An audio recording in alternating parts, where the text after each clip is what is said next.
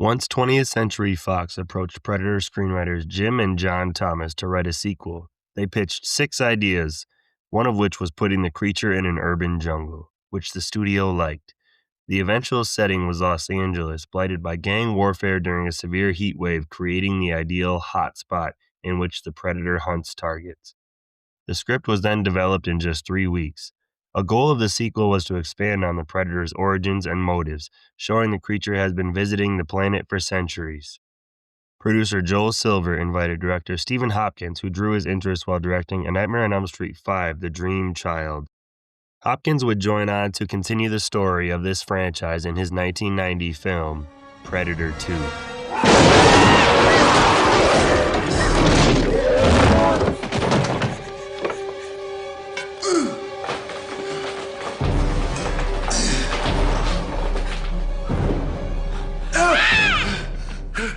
It's all right, I'm a cop.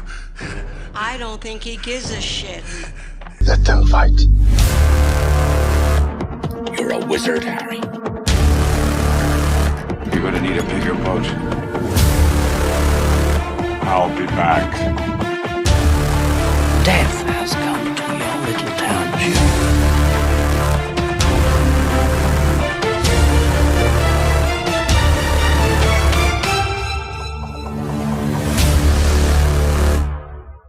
Hey everyone, welcome back to Chills and Thrills. Connor here along with Adrian, and today we are continuing the Predator franchise with Predator 2. And this is a film I did not watch very much growing up. I watched the original Predator a lot, and after that I was honestly I would probably say that I was more like Adrian, I guess. I was more into the Alien franchise when I was younger and when I was a kid. And I got into watching Predator 2 probably around the time that I heard that Predators was coming out with Adrian Brody. So then I went back, watched the first one, watched the second one since I had never seen it. And at least I don't remember seeing it before around that time. And then watched Predators. And I had very mixed feelings on this when I was younger watching it. And to this day, I still have mixed feelings because it's great to get the Predator back, and it's great to have him in like the concrete jungle per se. And they released the video game based on this movie, Predator Concrete Jungle, and there were fun aspects to this film, but I was never a huge fan of Danny Glover. I know we get Gary Busey in this. I like him in some of his films, but this is the one Predator film I think I've watched the least out of the entire franchise. So when it comes to this one, it's definitely a mixed bag, and I was honestly kind of nervous to watch it for the podcast because I didn't know how negative I would come up on it. Um, Not a fan of Danny Glover. What? That hurt. That right there, that hurt. Not a Ah, big fan. Not a big fan. It's still, oh my goodness. That one got me a little bit. I wasn't expecting that at all. Um, with me, let's see, in my teens, I don't know. That's probably whenever I watched this movie for the first time. It was immediately after Predator, you know, because I lived out on a ranch. There wasn't much to do. Going through, the VHS collections, and my dad was like, "Hey, let's watch Predator," and like, "Okay, cool." Now, just that tickled my fancy, and then he was like, "Well, there's Predator 2." I was like, "Yeah, let's ride this train," and then it didn't perform as well as the first one, and I got to say, I was also nervous to rewatch this because I don't know. In my head, I had the rose color. Was it the rose colored glasses? Where I was thinking it was going to be a lot better than what it was, and it fell for me. Like, it was a little painful to watch, if I'm being honest. But I did enjoy the film for being an action film, but as far as a Predator movie and then seeing all the other ones that have come out, yeah, this one's, kinda low on my totem pole.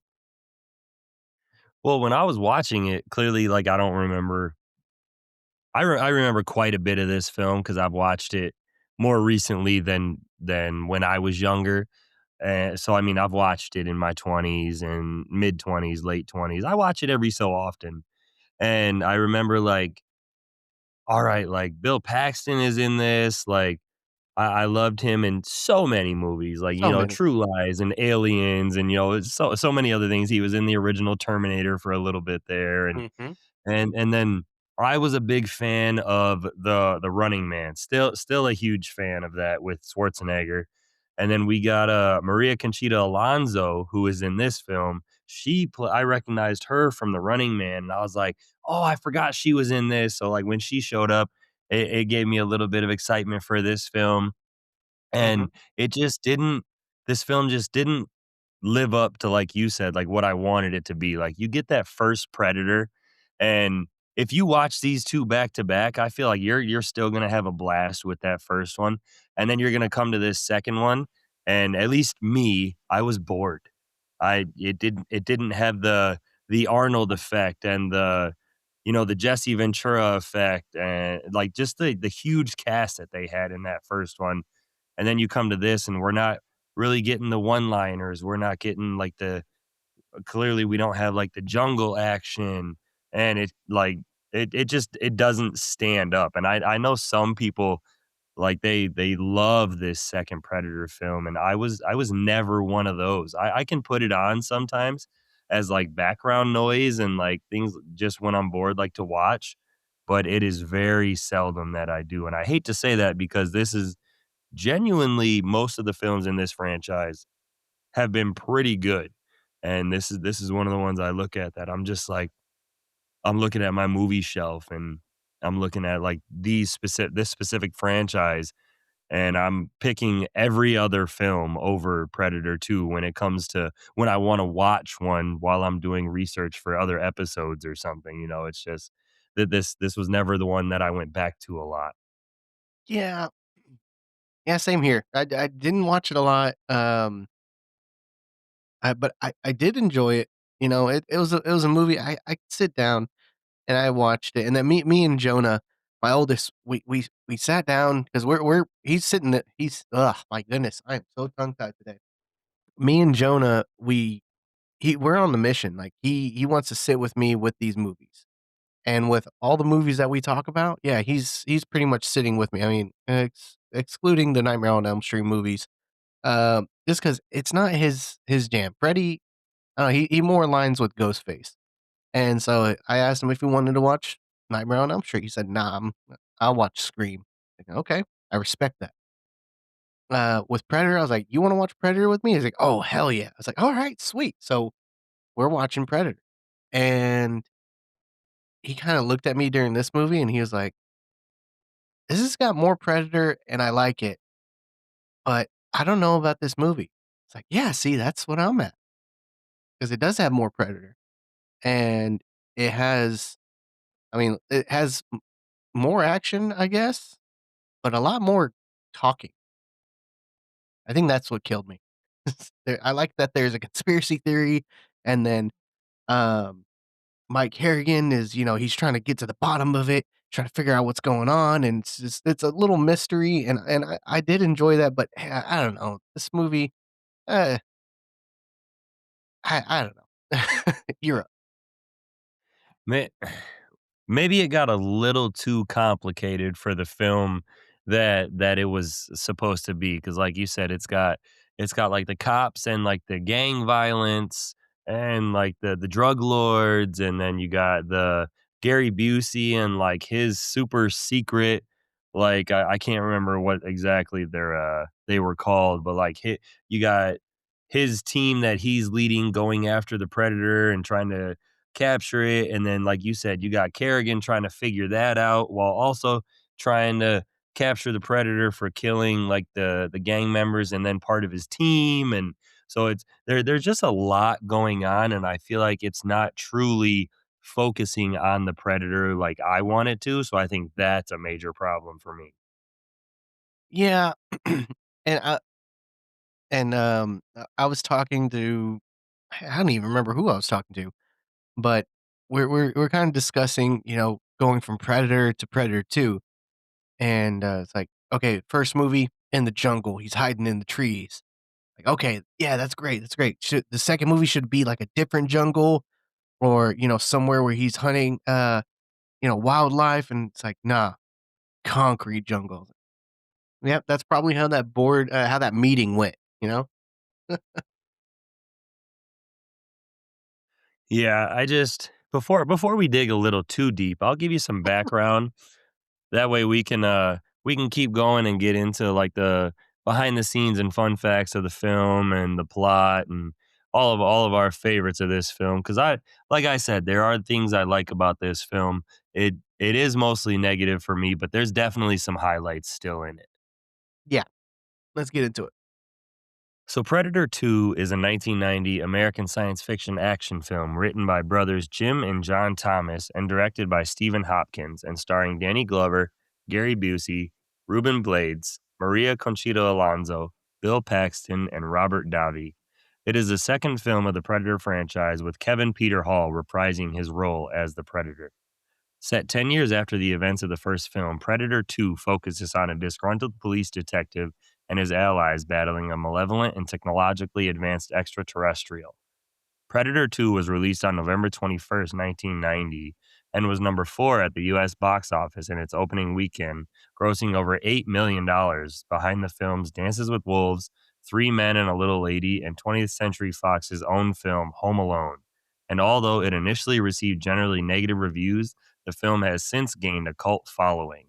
So, I mean, it definitely did well when it was released. And I mean, coming off of the first Predator, you expected it to do well, Mhm. as big as that film was. But I mean, the its opening weekend, I've never seen Three Men and a Little Lady, but battling with Home Alone and Dances with Wolves, Oh, yeah. though those are two phenomenal films that Predator 2 was going up against. Yeah, yeah, I didn't know that that they were fighting those 2 movies specifically 'cause, like you, I have not seen, uh, that 3rd film. I already forgot the name. Little Lady? Three Men and a Little Lady. Three Men and a Little Lady. Never saw it. Will I see it? Absolutely. I might be missing out on a classic here, but, um, the fact that it did well even despite being with those 2 heavy hitters, oh, that's astounding to me. I mean, coming off of the first Predator, it's not too astounding, but still a little astounding, you know? Yeah, I mean, I'll get into some numbers after we dive into, a trailer for the film, get a plot synopsis read off, and then I'll come back with exactly how well this film did. Okay. Los Angeles, 1997. It's the hottest summer on record. Pollution is choking the city. The gangs control the streets. It has not been a nice day! As bad as things are, they're about to get worse. Much worse.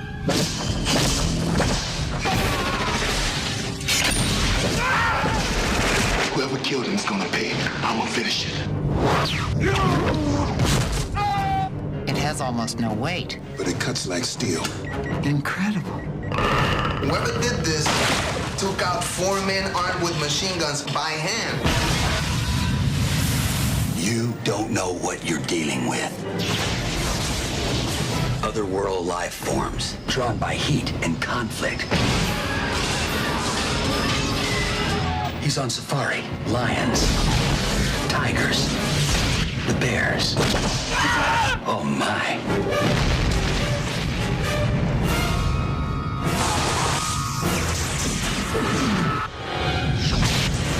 Danny Glover, Gary Busey, Ruben Blades, Maria Conchita Alonso, Bill Paxton. Predator 2. He's in town with a few days to kill this Thanksgiving.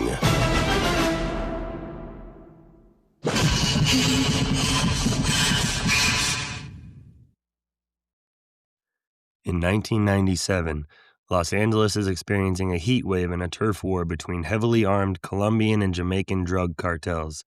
A Predator watches a shootout between the gangs and the LAPD, observing as Lieutenant Mike Harrigan charges into the firefight to rescue 2 wounded officers and drive the Colombians back into their hideout. The Predator assaults the Colombians, causing a disturbance that prompts Harrigan and detectives Leona Cantrell and Danny Archuleta to defy orders and enter the hideout, where they find the slaughtered Colombians. On the roof, the crazed gang leader gets a glimpse of the Predator and shoots at it before falling to his death after Harrigan shoots him. Harrigan also briefly sees the invisible Predator, but dismisses it as a mirage due to the extreme heat and his acrophobia. At the station, his superiors reprimand Harrigan for his disobedience. He is then introduced to Special Agent Peter Keyes, the leader of a task force investigating the cartels, and Detective Jerry Lambert, the newest member of Harrigan's team. Later that evening, Jamaicans invade the Colombian drug lord's penthouse and murder him before they are killed in turn by the Predator. Upon their arrival, Later that evening, Jamaicans invade the Colombian drug lord's penthouse and murder him before they are killed in turn by the Predator. Upon their arrival, Harrigan's team notes the similarities between the crime scene and the earlier Colombian massacre, including the flayed corpses until Keyes' team arrives and removes them. Despite being chased out, Danny later returns alone when nobody is present, finding one of the Predator's spear tips before the creature kills him. As an enraged Harrigan vows to stop Danny's killer, forensic analysis reveals the spear tip is not composed of any known element on the periodic table. Seeking answers, Harrigan meets with Jamaican drug lord King Willie, a voodoo practitioner who believes the killer is a supernatural and that he should prepare himself for battle against it. After Harrigan leaves, the Predator kills King Willie, taking his head as a trophy. Tracing a lead indicating Danny's killer had recently been in a slaughterhouse, Harrigan arranges to meet his team at the warehouse district to investigate. Leona and Lambert take the subway there, but are ambushed by the Predator, who kills Lambert and numerous armed passengers, but spares Leona after its helmet scanners indicate that she is pregnant. Arriving in time to see it claim Lambert's head, Harrigan chases the fleeing Predator, but Keyes' men intercept him. Keyes reveals that the monster is an extraterrestrial hunter with infrared vision and active camouflage that has been hunting humans for sport, most recently 1 decade prior in Central America. Keyes and his team have set a trap in a nearby slaughterhouse, using thermally insulated suits with mounted ultraviolet lights and cryogenic weapons to capture it for study. However, the suspicious Predator, upon hearing their footsteps, uses its scanners to track, outmaneuver, and slaughter Keyes' men via their lights. Harrigan attacks and wounds the Predator, but it destroys his weapon. It prepares to finish him off before Keyes tries to freeze the creature, but the Predator kills Keyes by throwing a smart disc at him. The Predator then chases Harrigan to the roof where they clash until they are left hanging from a ledge. The creature activates a self-destruct device on its forearm, which Harrigan severs with the disc, disarming it. The Predator enters an apartment where it treats its wounds and flees. Harrigan pursues it to a spacecraft hidden underground and engages it in combat, ultimately killing the Predator with its disc. Just then, a small group of cloaked Predators arrive to collect their comrade's body. Their leader, an elder Predator, gives Harrigan an antique flintlock pistol that is engraved with Raphael Edolini, 1715, on a brass plate, as a reward for killing the Predator. As the ship takes off, Harrigan escapes to the surface and meets with Keyes' team's survivors, one of whom is furious that they lost the chance to capture the creature. Despite the defeat, Harrigan privately muses that the Predators will return. All right, should I dish out some numbers to you? All right, I want to hear it. So Predator 2 had a budget of $35 million and a box office return of $57.1 million. So with inflation, that would be a budget of around $87 million and a box office return of $142 million. So after an opening weekend of about $8 million, to only go on to gross $57 million on a $35 million budget, I can see why we didn't get a sequel for for 20 years, besides the Aliens versus Predator films. Yeah. Yeah. Yeah. I I don't have much to say on that. I wish it would have done better and we would have been able to get more Predator. Yeah, and that's so heartbreaking because I mean, I have an alien tattoo on my forearm, as you've seen, and, um, anytime I go somewhere where I have to interact with someone for a long time, like, I don't know, if I go to, I started working for this place and I was only working there for, like, 6 months, and I had this one young cat, he's like, "Oh, you like Alien, what about Predator?" I was like, "Well, I love Predator. I just haven't had the chance to get it tattooed on me." It's like, "Oh, well, I think Predator is better." It's like, "Yeah, I'm not fighting with you on this." It's always a thing, and there's more Alien movies out there. It's because they absolutely dominated the box office, and, they did really well, people loved them, and I wish there was more Predator movies, I really do. That's the only thing like, that's the biggest thing like, my biggest comeback with anybody else that, fought with me over anything Alien versus Predator. I was like, "Well, Aliens had more movies for a while, but now they're tied up." Yeah, these last couple years, Predator has been giving us our wish and bringing, I will say, a couple knockout films in my opinion with Prey and Predator Badlands. I have not seen the animated Predator Killer of Killers yet, but I was debating on doing that one on the podcast or not. I say, "Why not? Let's knock it out. Let's include it." I've heard nothing but good reviews on it. I have not watched it either, um, but it is on my list, and because we're going through all these Predator movies, as soon as Jonah found out that there was an animated one, and it's the it's an animated movie, so it's the same length as all the other movies. He's like, "We're watching that, right?" It's like, "Oh, yeah, we're doing it." Well, let me give you some more numbers here on Predator 2. Predator 2 has a 6.3 out of 10 rating on IMDb, a 36% rating on Rotten Tomatoes, a 46% rating on Metacritic, and then 86% of Google users liked this film. So pretty much everyone but our Google users has knocked this movie. Oh, are I don't know what category we're in, though. Like, me and you. I is there a category called hit or miss, like depending on the day, or You know what? Let's start it. we Let's start it. We can be one of those critics, you know? It's, Google reviews, IMDb, Rotten Tomatoes, hit or miss. I like it. I like it. Hit or miss critic reviews. There you go. Is this movie a hit or is it a miss? You decide. You're right, right. All right. We got our next career lined up after this. Oh, we're gonna be so rich, I love it.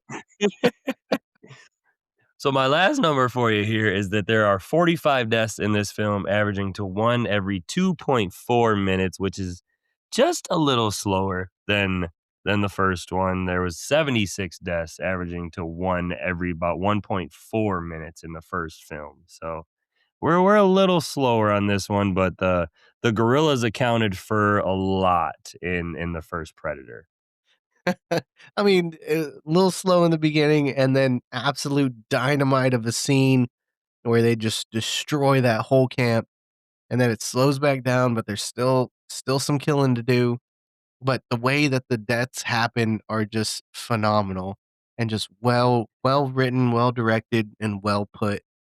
And, with this movie, it's just kind of all over the place. He's killing people left and right, and, I I dug the deaths. I dug all the killings in this one. I did. I will say there were a couple standout ones to me, and we will talk about those. I was gonna ask you, as I had the last couple episodes, if you would like to do favorites first and then knock out fun facts, or if you would like to talk about our fun facts first. Let's stick to the favorites. I like it. We have a good rhythm with that. All right. Well, would you like to start with your favorite character? All right. My favorite character um is Bill Paxton.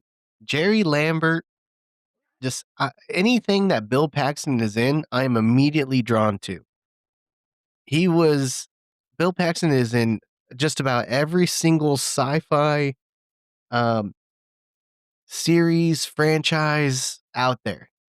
And he's a very recognizable person. He's got that face, he's got that smile, he's got that voice, and he's got that charisma, and he shares it in every single one of his roles, and you just immediately gravitate to it, and this movie was no exception. I can see that. And he's definitely when he's on screen, he demands your attention. And I know I said I wasn't the biggest fan of Danny Glover, and then I come to this part and I say that he's my favorite character in this film. So I kind of redeem myself here a little bit, but Just a little bit. he was just he was the no nonsense, like, no BS cop, and I really liked him for that. How he kinda when it was his team, like, he took control, and when Gary Busey's character, Keys, came in, he was pretty much just like, "You know what? I don't give a shit, like, this is my town, like, I'm gonna do things my way." And even when his superior was getting on him, he's like, "I don't care, like, I'm gonna do this my way," especially after a member of his team was killed, or a couple members of his team were killed actually in this film. He was definitely even more take charge then, and I just like the no BS concept that he was kinda, like, in it to win it, like, he was gonna track down this predator, and it didn't matter who told him what or who got in his way. So, I did like Danny Glover portraying Lieutenant Mike Harrigan. Yes, he did do a great job. Absolutely love Danny Glover in this, 'cause I love Danny Glover, um, and I love Bill Paxton. And this movie, damn this movie for making me choose between those two amazing actors. But I went with Paxton, I went with my gut, and I'm sticking to it. That is 100% okay because 'cause they're 2 great characters. Well, you surprisingly, you went the route I usually take. You took the jokester, and I took the more serious character. That is true. Look at that. All flip flop. Starting 2026 out right. So for my favorite score, I will say this is where I kinda am gonna knock this film a little bit, that I thought I thought the first film, I loved the score, and then we get to this one, and it was almost like they used the exact same score over again for this film, and I didn't it didn't do a lot for me. I had a favorite one that was called More Than One, and I just liked it for the scene that it was used in, but other than that, I just didn't do a lot for me.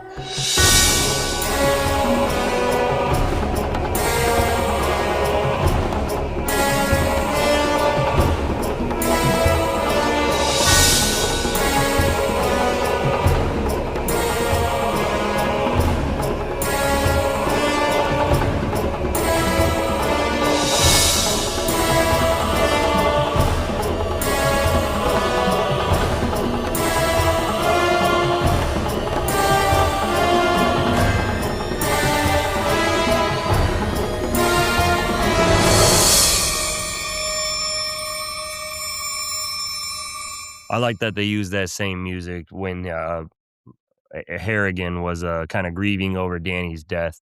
So I did like that, and then I liked the other one that was called More Than One, which, was when the rest of the Predators showed up towards the end after Mhm. Mike Harrigan after he defeated the one that he was after. So that kinda was like a shocking ending showing that there was more than one that they had been in the ship, like, waiting and watching. So So that was one of the ones that stood out to me. But other than that, I really thought that this was kind of a bland soundtrack. But others will think different. Don't I'm not knocking it. It just wasn't for me. So I had my toss up was More Than One and the opening title, the main title, because I did like the More Than One little beat to it. I was like, yeah, because it did hit pretty. Like if I'm listening to it, it was bland soundtrack. But if you watch it with the movie or you listen to it with the movie, in that scene, that little score does very well. Now, the opening title, yeah, the main title, that one, that's a banger. I will say that. I thoroughly enjoyed the bongos, and, the bongos did it for me. I don't know what it was, but I was for the bongos, and they did the bongos justice, and I'm sitting here, and I was just kinda jamming with it. I just had my little bongo little smile going on, just, like, rocking my head like, "Yeah, alright."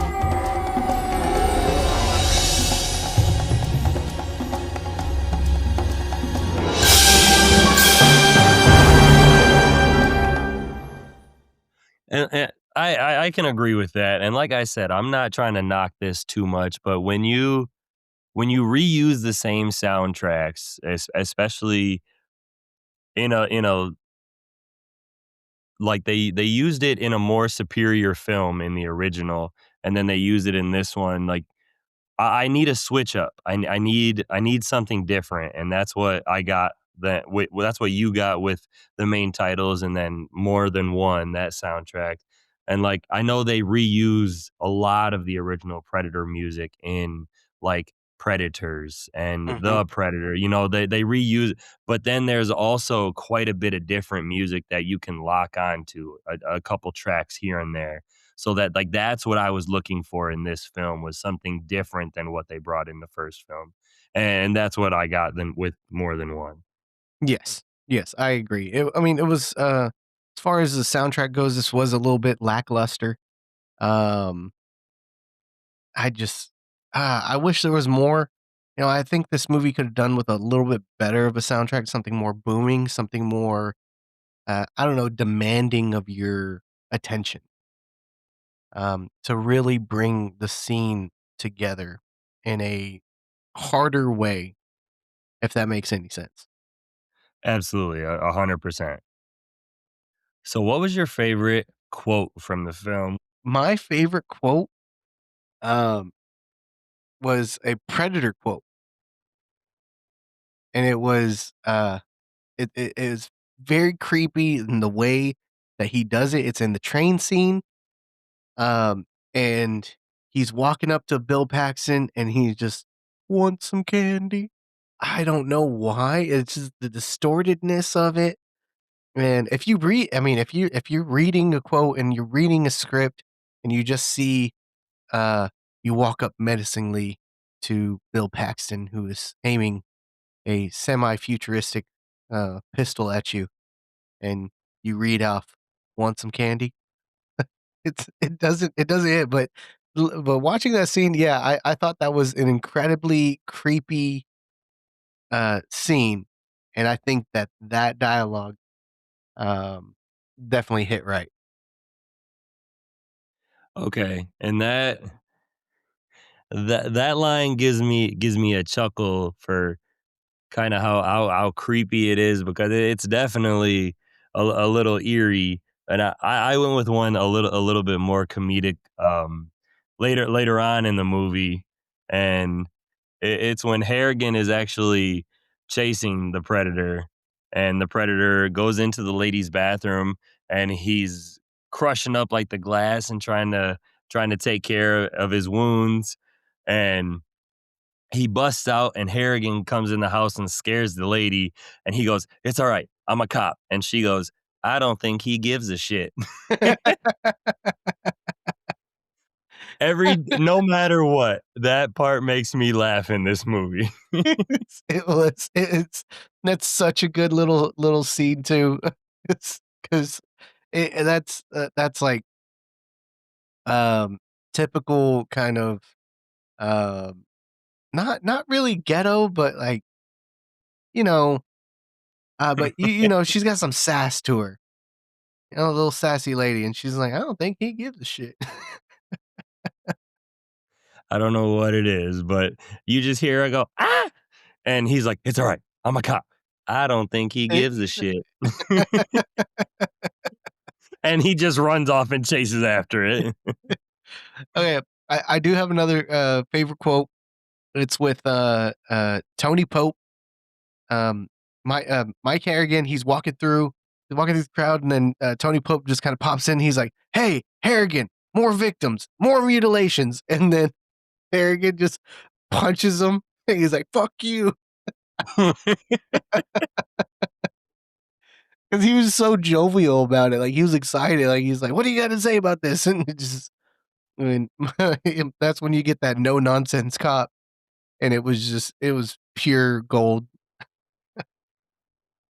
Yeah, there was definitely a couple that gave me a laugh, or, there weren't some of these films have cringy lines, and I didn't really find too many whatsoever in this film. I thought they were delivered pretty well. I didn't think I mean, some of the jokes didn't land for me, of course, but I mean, older films like this, not all of them are gonna. But like the quote that you chose, like the want some candy, and then the one that I chose, I think are two definite good ones from this film. Mhm. Yeah, I can agree So with that you one. so you went first for quote. I'll give you my favorite scene, and honestly, it was when King Willie is kinda he thinks he sees the Predator walking towards him, and then he does, and, like, you see him kinda, like you don't really see them engage in any type of fight or battle or anything like that, but you see, like, King Willie, like, preparing for it, like, kinda like you see him kinda, like, squaring up and getting ready, and then you just you see King Willie's head, and you hear the scream, and then cut to the very next scene or the very next picture, and it's the Predator walking away holding his head locked in, like, the screaming face of King Willie, and I was just like, "That is a fantastic transition." That was one of the best transitions in movie history, I will say. That's one thing I will give this movie is that transition alone is one of the best ones that I've seen. Now I will say that was my favorite scene as well. I think that scene was done very well, is very well shot. The transition on it was great. The buildup for it, the Predator just drops down to splash, and then King Willie, he takes out, his sword from his cane, which I think is just so freaking gangster, and then he's, he's like, "Ah," and then it just zooms in on his face, and then he's still screaming, and then it zooms out, and it's Predator holding him. That was great. That was beautifully done. Well directed, well shot, well put together. Well, thank you for explaining the scene a little better than I did, because I was sure gonna mention I may not have explained it the best, but it's an awesome scene. The only negative I would say is that you're ready for this showdown, and the transition kinda fools you as you see, like, the Predator walking away with his head, and then it kinda gives you a laugh because it's like, "Oh, shit, that was it." Yes, that is the only downside to it because you do wanna see I mean, it's a Predator movie, and he's got all these badass weapons, and he's a hunter, and you wanna see him square off against somebody in a very epic showdown. Now, you don't really know what King Willie's gonna do. I mean, he's got a sword. How awesome is that? That he's been walking around it's hiding in his cane, It just this dude straight up gangster, and you're excited to see how this man is gonna square up to this alien, and you don't get to, but you're like, at least the visual effects were there, you know? Yeah, absolutely. I thought the fake head looked good. I thought like you said, the transition was good. I liked everything about it besides not getting to see some of the fight that went down. So, I mean, it who knows? Maybe the Predator just took one swing and off with his head, and that was all she wrote. So, Mhm. Yep. so that did end up being my favorite death or kill in the film was King Willie for the scene, the build up to that, and then the transition into him holding his head. So I I don't want to say too much about it because we just went into pretty good detail about it, but that was my favorite death as well. Yes. Yes. Favorite death, favorite death. I mean, as far as, all the other deaths, there's not much to show. He kills them. Yes, he does kill a lot more people, but in this movie, you really mostly see the aftermath.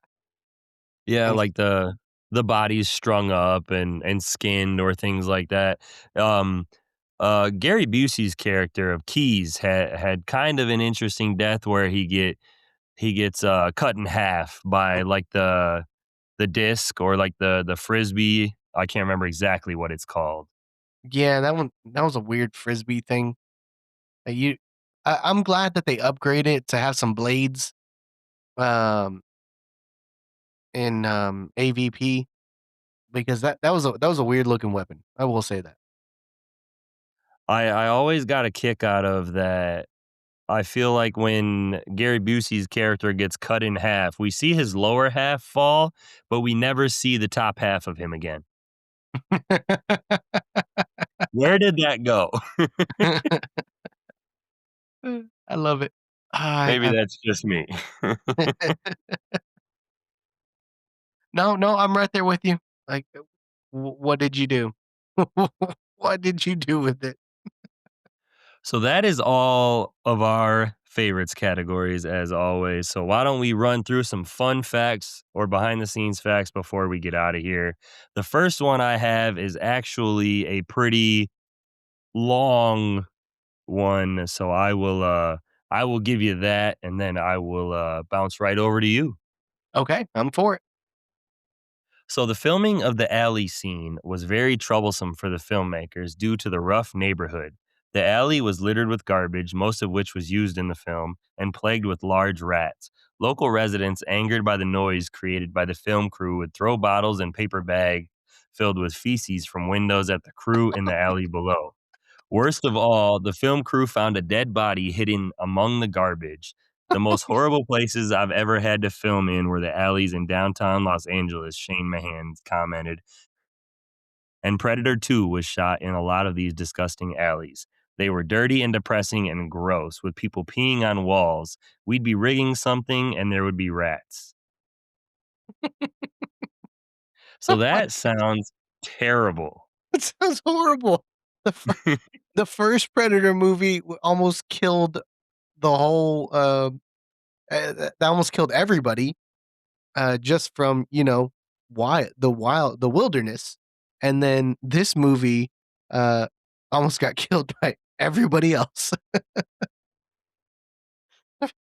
I think the first day that I get hit with a bag of feces, I'm gonna say, yeah, I'll take my check. I'm gonna go somewhere else. Yeah, just write my character's death right now. It's happening today. Yeah, You have an killed hour. by a flaming bag of poop or something. Um, that's a good one. Okay. My one of my top favorite right now ties into one of my favorite movie franchises. It's some of the Predator sounds were recycled from the movie Tremors in 1990. I did not know that, but I do like that. That is 100%. I am now a little bit more appreciative of this film. Yeah, me too. Whenever I read that, I was like, okay, all right, it's going up. It's going up in my in my ranking system, but still. Reading some of these fun facts and knowing how much better this film could have been is one of the reasons I hold it a little lower, just like, "Oh, man, this could have been a back-to-back hit," and I'll get into some of those here. Yes, please do. So Stephen Hopkins was given the task of directing Predator 2 after greatly impressing the studio when directing A Nightmare on Elm Street: The Dream Child from 1989. So I mean that we've talked about that film on here, and it didn't do great box office numbers, but it did enough the year before this to get him directing here on Predator 2. So Yeah, that is 100% true. I mean, as long as the movie didn't flop, then you're considered a decent director. And, um, Hopkins, yeah, he is a pretty damn good director. I've seen several of his movies, uh, are very well known. Lost in Space, Predator 2, yeah, Dream Child, and even now he's still working. Last thing he did was Liaison in 2023. I'd love to see more of his work. so let me ask you, what film do you prefer? Do you prefer Predator 2 or A Nightmare on Elm Street: The Dream Child? Ooh, I think I oh, don't ask me this. Um, I'll go with, probably Dream Child. I was gonna say Dream Child as well. So again we're on the same page here. Okay, well, that's alright.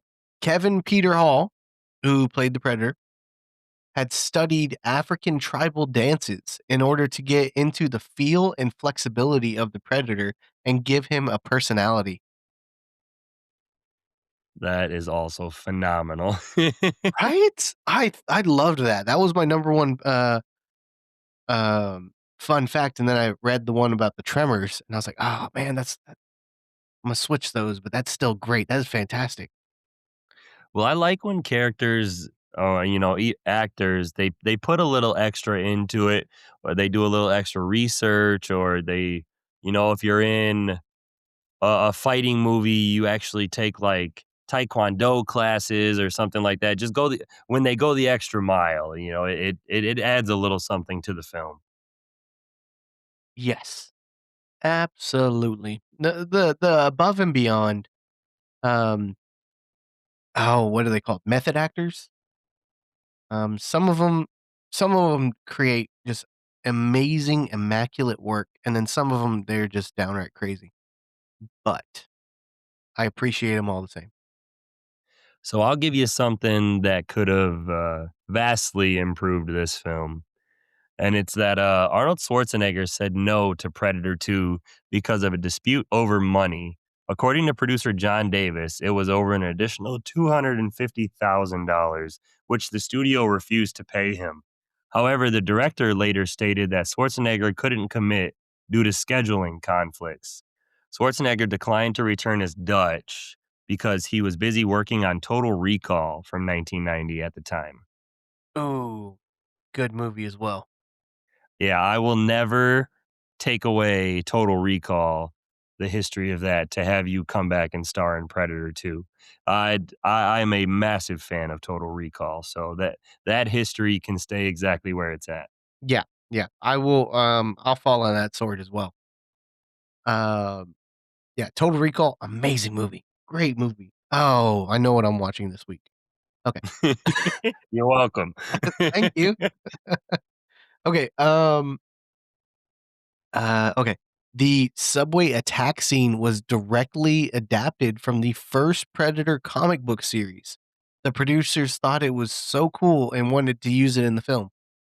See, I like that as well when they can take stuff from other media, a video game, um comic book, things like that, and kind of weave it into an actual film and bring it to life. Yes. I love that. I love it so much. Use your source materials, people. Use your source material. So here's another one you might like. I liked this one. At one point, Patrick Swayze was approached to star in the film, but was unable to because he was injured during the filming of Roadhouse the year before. I l I l I don't know why, but I love that fact so much. Patrick Swayze, what a man. Um, that is I think this movie would have jumped up very high on my list if Patrick Swayze would have been in this. He kicks the predator in the face. Roadhouse. Roadhouse. Absolutely, absolutely. It's it's freaking Patrick Swayze, man. It's just I can only just I immediately imagine, like, Danny Glover's getting the shit beat out of him, and then Patrick Swayze swoops in and saves him and, like, pushes down the predator. He said, "Nobody puts baby in a corner."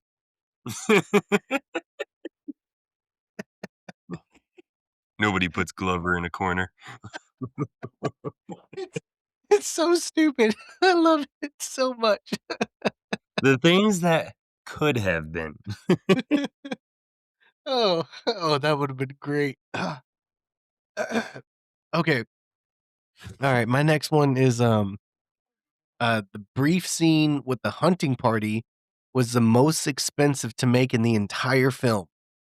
They had to make 9 additional unique Predator suits for just a few minutes of screen time. Wow. Yeah. So, we got a few minutes of screen time there, and then that kick-ass dance party, and that's all those suits were used for. It seems like they could have used that money in the budget for a little something else. Mhm. Yeah. Couple extra special effects on some kills or something, you know? Yep. 100%. And it hurts. It hurts so much. What else you I mean, got? Bill Paxton, the actor who plays Detective Jerry Lambert, has starred in both the Predator and Alien franchises. Along with Predator 2, he's also starred as Private Hudson in Aliens from 1986, the first sequel of the Alien franchise. Possibly as an homage, his character in Predator 2 has the same last name as Veronica Cartwright's character in Alien from '79, Lambert. I love it. I love that. That was my, my last and final, trivia. I still have a few, but that was my closer. You just took my closer, man. Well, I apologize for taking your closing statements. That I love that. As I said earlier, Bill Paxton, what a man. And he's been in everything, every kind of weird sci-fi movie, any kind of franchise he was in, and he did make a name for himself. Rest in peace, Bill Paxton, amazing individual. Um, so glad he was in all these movies, and so glad we have these little tie-ins. Well, I can't wait to talk about his character once we get to Aliens, because he's got some lines that are definitely quotable that we'll talk about. Oh yeah, it's game over, man. It's game over. Okay. Um, let's see. Mine. According to Gary Busey in an interview, after the events of the first film, Keyes and the CIA had been conducting missions in the jungle, in which Dutch had been involved, but they had lost Dutch. This explains why Dutch Schwarzenegger didn't appear in the sequels. That's it. That was their big. I hated how they did that. By the way, I hated it that they just wrote him off. And I get that he couldn't star in this, whether it have whether the money thing is the truth or him filming another film was the truth. Like, push this movie back a year and give him a little cameo or something. Because even if you have Schwarzenegger's name attached to it and he's in the film for 10 minutes, that last name is gonna bring in theaters full. Mhm. So, I mean, this is when he was still really big coming off of, like, Terminator, Commando, Predator, Total Recall in 1990, like, this was, like, his prime for movies. Yes.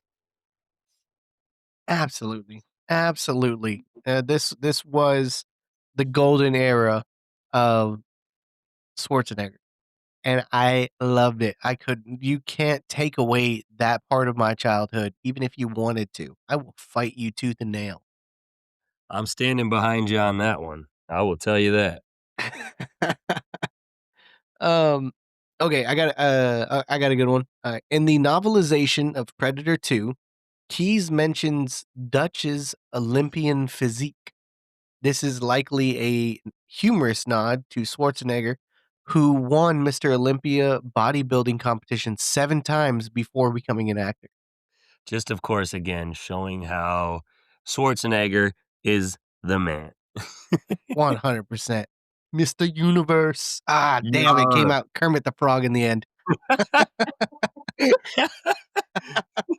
I got you. Come on, Mr. Universe. Yeah. Thank you. I needed that. I can I I wasn't able to star in Predator 2. Yeah. I spent all week, um, at work last week, doing Schwarzenegger impressions. No, just horrible. Every time I started it, and I now I'm like, I can get halfway through whatever I'm quoting, and then it delves into Kermit the Frog. Well, I don't think I could do Kermit the Frog, so you got one up on me there. Ugh, we'll go into my many talents later. Yeah, no. So I mentioned this one earlier that, the music that is played as Mac mourned Blaine in the previous film plays as Mike visits Danny's grave before he finds Danny's necklace. So I again, I liked that little nod. I liked the callback for the music, and I liked the little bit of a touching scene that we get for the fallen comrade, just like in the original. Yes, of course. You gotta play homage to it. Okay, I'll so my next one, uh, the studio kept pushing for Steven Seagal as the lead, to which, Stephen Hopkins declined. Seagal went on to another Jamaican-themed movie, Marked for Death, in 1990. I've never even heard of that. No, I have not either. I'm not trying to knock it or anything, I just haven't heard of it. Listen, Steven Seagal, he was great. He has several movies out there that are fantastic, but the man runs like a damn 3-year-old. And no matter how badass he is, I see that run, and it takes me out of it immediately. It hurts me. It hurts me because I wanna delve into these movies, and I wanna be there, like, I wanna be like, I'm not focusing on anything else. This is an amazing movie. He's taking down these terrorists, he's doing this, and then he's like, "I gotta run over there." I was like, "Please don't." I used to watch, Steven Seagal movies when I was younger with, like, my grandma. Between those and, like, Walker, Texas Ranger, she those were 2 things she loved, so I got to see a lot of those 2. Oh my goodness. Walker, Texas Ranger. Yeah. Absolute legend. I'm gonna do a little side note. I met, oh my goodness, Chuck Norris, and I got an autograph from him a long ass time ago, and it was one of my very cherished items that I had in my house for the longest time. Oh, that was a great day. Met Chuck Norris. Anytime I think of Chuck Norris or see Chuck Norris, I think of the scene in Dodgeball. "Thank you, Chuck Norris." "No, thank you, Peter." Fucking Chuck Norris. I won that freaking tournament. Oh, I'm gonna Alright, so immediately my, watch that movie after this. oh, yeah, classic, another one. So my Absolutely. second to last one for you here Okay. is that originally the Predators in Predator and then this film were known as the Predator. However, in the video game Predator Concrete Jungle from 2005, the two creatures appeared as alternate skins for the player character under the names Jungle Hunter Central America 1987 and City Hunter Los Angeles 1997. So I like that they added those into the video game and gave them kind of, they're not really truly distinct names, but like Jungle Hunter and City Hunter. I mean, I don't, Mhm. did you ever Yeah. play that game? I just a little bit. I think I went over to my cousin's house and he had it. I was like, "Oh, let me play this," and I checked it out for a couple hours. I had a lot of fun with it, but it didn't really leave a mark with me. No, I don't think I ever beat it or anything like that, but I had some fun killing some gangsters and cops or and whatnot in that game. I Yes. haven't played it in a long time, but I had some fun as a younger kid. Yeah, I'm glad you had fun as a kid. So I'll give you my last one, and I'll let you take your last one to kind of seal us out on fun facts. Alright. So, of all the sequels, prequels, and spin offs to the original Predator film, Predator 2 is the only one that is numbered, as the rest are called Alien vs. Predator, Alien vs. Predator Requiem, Predators, The Predator, Prey, Predator Killer of Killers, and Predator Badlands. Interesting. I did notice that 'cause I was thinking about what movie we were gonna talk about next. I was like, Predator 3. It's like, "Wait, there's not a Predator 3." And it I don't know. It kinda weirded me out. I was not comfortable with this information. He's like, I need things to be numerical. If you have a script, stick with it. If you're gonna and, it's really funny because I do that to piss off my wife all the time. Um, I'll be like, "Okay, here's where you went wrong. Number 1, you did this. Alright. B, you did this." And I'll just keep switching, to different ways to number something, and it just pisses her off every time. I do it on purpose, and here I am super upset about this. Payback. Yeah, that's fair. Okay, I got my last one here. This one hurt me a little bit, hurt my heart, is Danny Glover's salary for this film, uh, was $1,000,000. This is a third of what Arnold received for the first film. Well, come on. What? Why does that hurt you there? That hurts me. I mean, yes, Arnold is Arnold, and Danny Glover, I mean, let's be honest, he's Danny Glover. He's Danny freaking Glover. He's a great actor. He deserves that pay.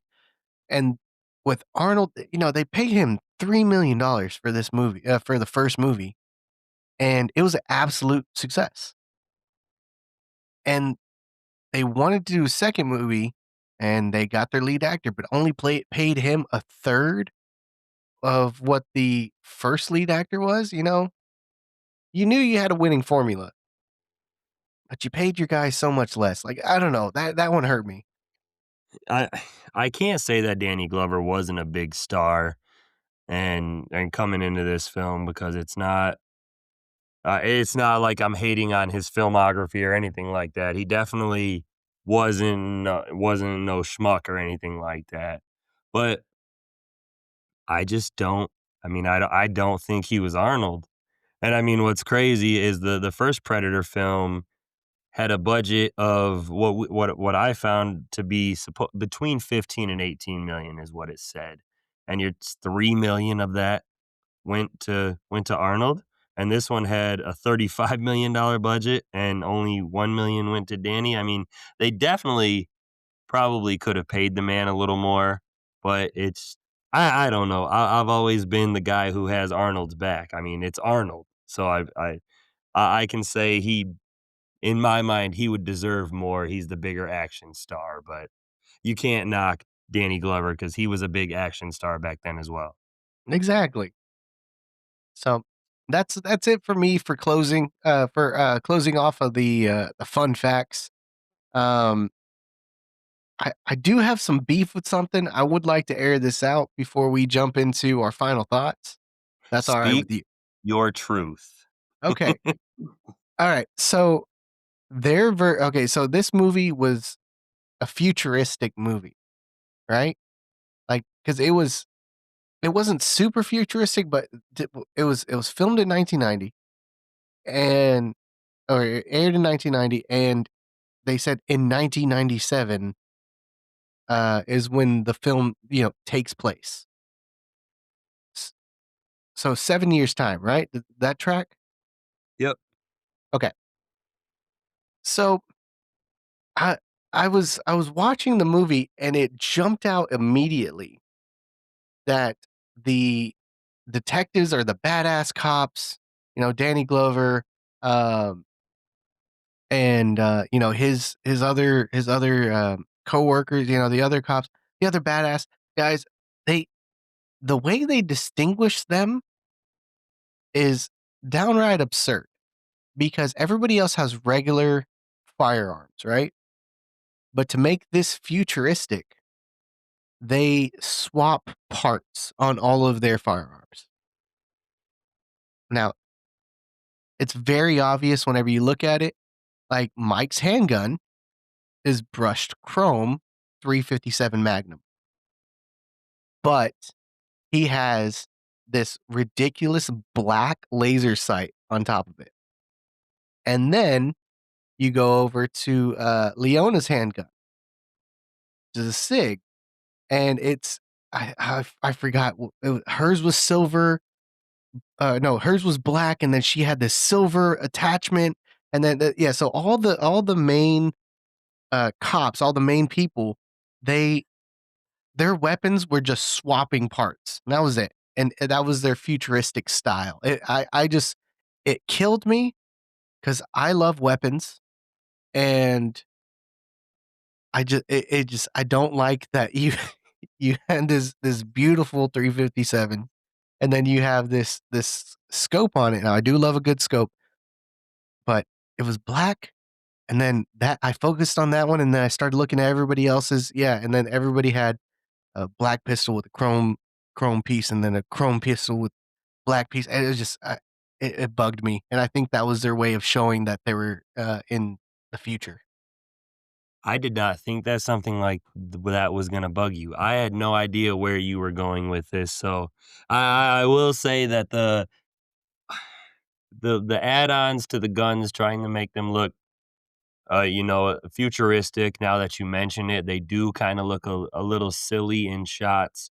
So I won't disagree with you, but I won't agree with you 100% because I may not have paid attention to them as closely. But remembering as you explained them, they did look a little silly in certain shots.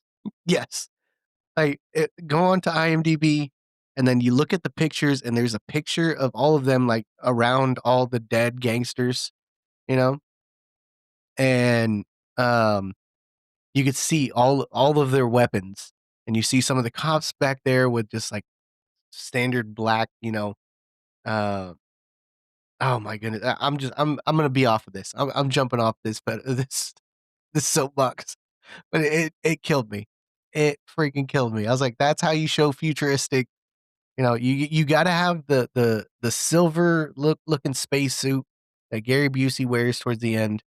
And then you gotta have some sort of weird weapon, and sure enough, they had both of them in this movie.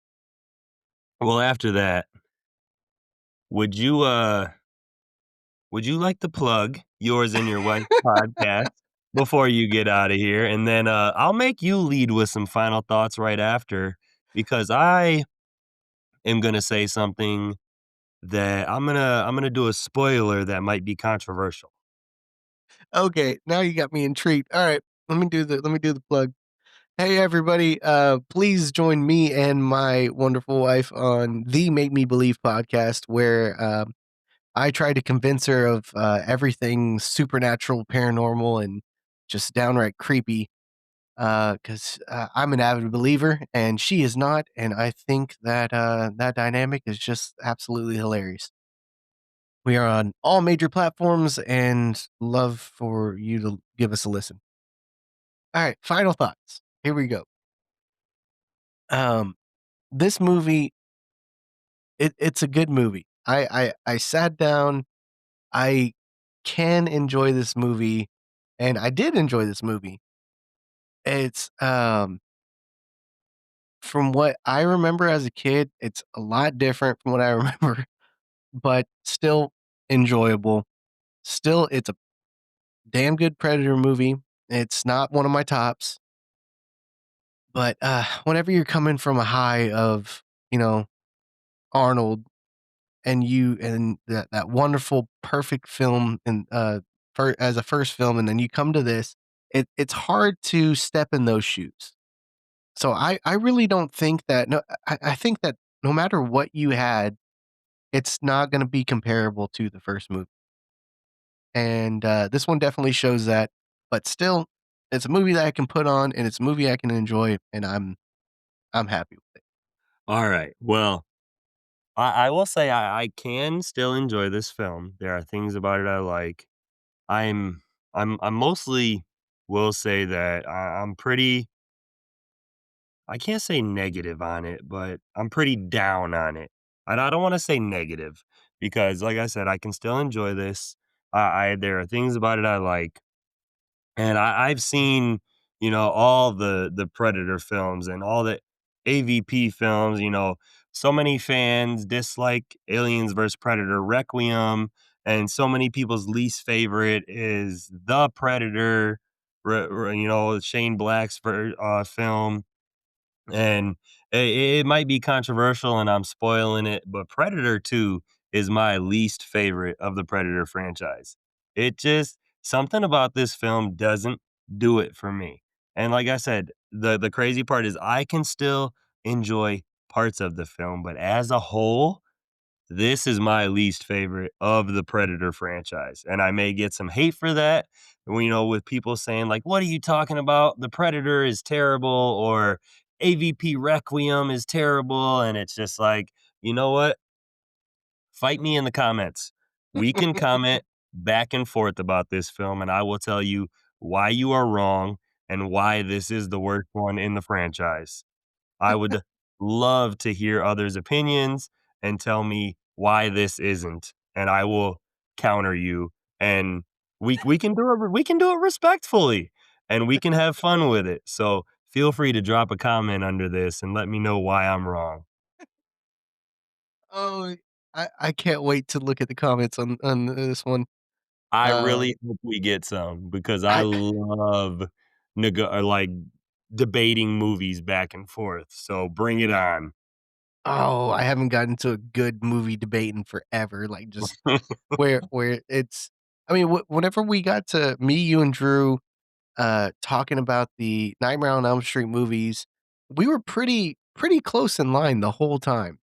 It's just because we all have good taste, but I I've gotten into some arguments with people, and I miss those.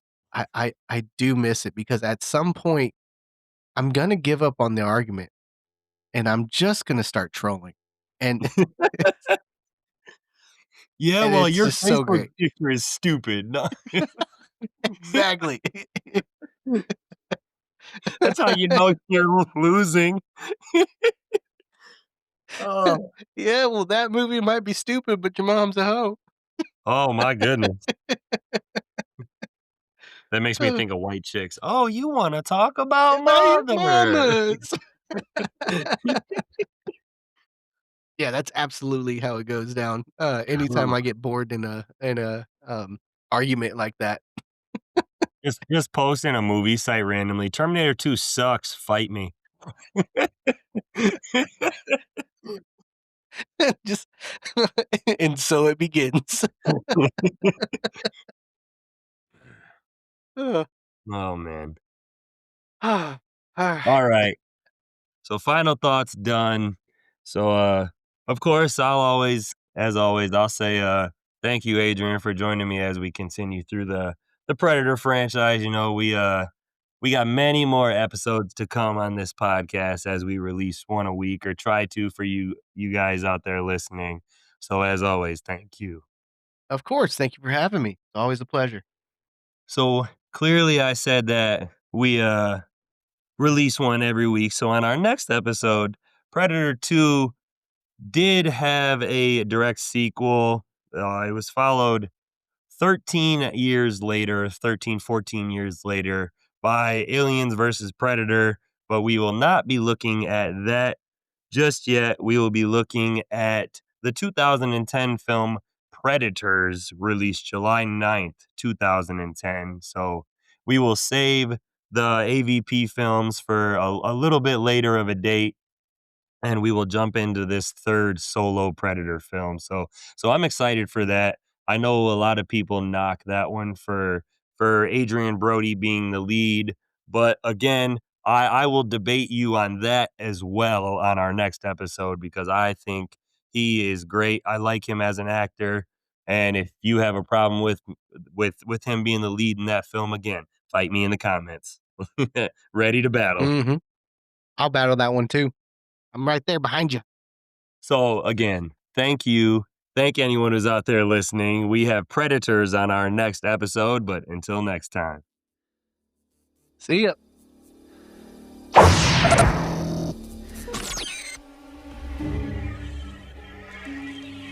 Want some candy?